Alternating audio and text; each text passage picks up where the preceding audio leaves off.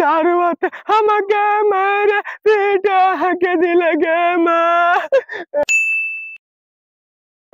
ঝাড়ু হাত আমার লেগে সংসার চলতো গে মা। ঝাড়ু হাত খাটার একটু ঢং ছিল না গে মা গে। মিনসারে সুতে যায় কেন হারে দিয়ে দিলে গে ও গে মা গে। আমাকে এমন করে আমার যেখানে মেরেছে গে মা, আমি হাঁটতে যে পারি না। ভাবি কি হয়েছে ভাবি, কেন কাঁদছো? কে তোমার ভাবি? কাকে দিয়ে ভাবি কইছো? তোমাকে কইছি, তোমাকে আমি এতদিন ধরে তো ভাবি কইছো না। আগে ভাবি ছিল, এখন আল্লাহ। কেমন কথা কইছো? কেনে কি হয়েছে তোমার, কাঁদছো কেনে?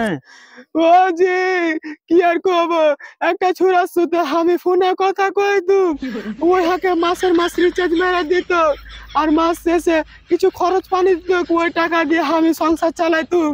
আর তোমার ভাই তো খাটতে খুঁটতে জানে না, আর একদিন ঘরে নিয়ে ওকে শুইতেছিল, আর শেষ আমাদের তোমার ভাই দারু মদ খেয়ে এসে ছোড়াকে দেখে নিল। ওই ছোড়া হারে ভাতারে বুকের উপরে একটা লাত মারে পালিয়ে গেল জি দাদা। তারপরে তোমার ভাই আমাকে এমন করে মারলে জি দাদা, হাঁটতে পারি না।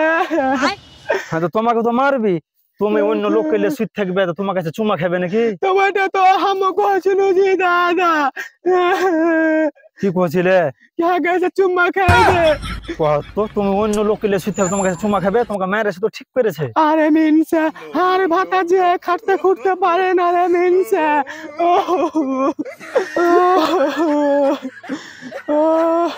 সালা আমি কনফিউজে পড়ে গেল বে। ইয়ার ভাতারা বেলা খাটতে পারে না, ওই অন্য জনের সাথে গল্প করছিল, দিয়ে বাড়ি ডেকে ছিল বলে খরচা পানি দিছিল, তো হামও যে খাটি নেবে, হারও মেঙ্গা কারোর সাথে গল্প সল্প করছে নাকি? বারো ঝামেলা খাটতে হবে, যদি ফের মতন করে দেয় তো আরো ঝামেলা। বাল এখনই যাই, আর মেঙ্গা কাকুলে শুইতে তো নাই।